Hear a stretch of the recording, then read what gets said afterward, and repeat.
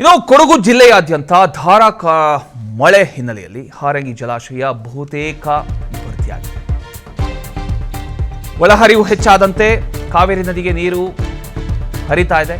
ಕಾವೇರಿ ಕೊಳ್ಳದ ರೈತರ ಮೊಗದಲ್ಲಿ ಒಂದು ರೀತಿಯ ಮಂದಹಾಸ ಮೂಡಿದೆ.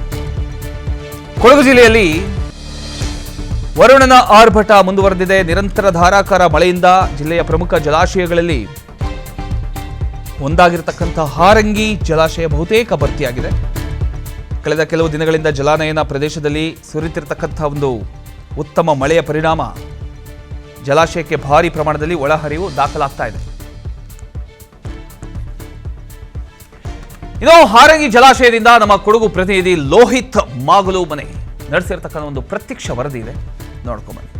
ಕೊಡಗು ಜಿಲ್ಲೆಯಲ್ಲಿ ಕಳೆದ ಹಲವು ದಿನಗಳಿಂದ ನಿರಂತರವಾಗಿ ಮಳೆಯಾಗ್ತಿರುವ ಹಿನ್ನೆಲೆಯಲ್ಲಿ ಕೊಡಗಿನ ಏಕೈಕ ಜಲಾಶಯ ಇದೀಗ ಹಾರಂಗಿ ಜಲಾಶಯ ಸಂಪೂರ್ಣವಾಗಿ ಭರ್ತಿಯಾಗಿರ್ತಕ್ಕಂಥ ಸದ್ಯ ನಾನೀಗ ಕೊಡಗು ಜಿಲ್ಲೆ ಕುಶಾಲನಗರ ತಾಲೂಕಿನ ಹಾರಂಗಿ ಜಲಾಶಯದ ಬಳಿ ಇದ್ದೀನಿ. ನೋಡ್ಬೋದು, ಇದು ಕುಶಾಲನಗರದ ಏಕೈಕ ಹಾರಂಗಿ ಜಲಾಶಯ. ಈ ನೀರನ್ನು ಅವಲಂಬಿಸಿ ಸಾಕಷ್ಟು ರೈತರು ಒಂದು ಬೆಳೆಯನ್ನು ಬೆಳೆಯುವಂಥದ್ದು, ಜೊತೆಗೆ ಈ ನೀರು ಏನಿದೆ ಮೈಸೂರು ಭಾಗಕ್ಕೆ ಕೂಡ ಹರಿದು ಹೋಗುವಂಥದ್ದು. ಕಳೆದ ಹಲವು ದಿನಗಳಿಂದ ಜೂನ್ಗೆಲ್ಲ ಬಹುತೇಕ ಮಳೆ ಆಗ್ತಿತ್ತು ಕೊಡಗು ಜಿಲ್ಲೆಯಲ್ಲಿ, ಹೀಗಾಗಿ ಜಲಾಶಯ ಬಹುತೇಕ ಭರ್ತಿ ಆಗ್ತಿತ್ತು. ಆದರೆ ಈ ಬಾರಿ ಕೊಂಚ ತಡವಾಗಿ ಮಳೆ ಆಗಮನವಾಗಿರುವ ಹಿನ್ನೆಲೆಯಲ್ಲಿ ಈಗ 8.5 TMC ಸಾಮರ್ಥ್ಯ ಹೊಂದಿರುವ ಹಾರಂಗಿ ಜಲಾಶಯ ಇದೀಗ ಭರ್ತಿಯಾಗಿರ್ತಕ್ಕಂಥದ್ದು ನೋಡ್ಬೋದು. ಸಂಪೂರ್ಣವಾಗಿ ಹಾರಂಗಿ ಜಲಾಶಯ ಭರ್ತಿಯಾಗಿರೋ ಇದು ಹಾರಂಗಿ ಜಲಾಶಯ ಅಂದರೆ ಇದು ಕುಶಾಲನಗರದ ಅಲ್ಲಿ ಇರುವಂಥ ಕುಶಾಲ ತಾಲೂಕಿನಲ್ಲಿ ಒಳಪಡುವಂತಹ ಈ ಹಾರಂಗಿ ಜಲಾಶಯ ಮಳೆ ಹೆಚ್ಚಾದ ಸಂದರ್ಭದಲ್ಲಿ ಮಾದಾಪುರ ಜೊತೆಗೆ ಮಡಿಕೇರಿ ಭಾಗದಲ್ಲಿ ಹೆಚ್ಚಾಗಿ ಮಳೆಯಾದ ಸಂದರ್ಭದಲ್ಲಿ ಈ ಜಲಾಶಯ ಬಹುತೇಕ ಭರ್ತಿಯಾಗುವಂಥದ್ದು.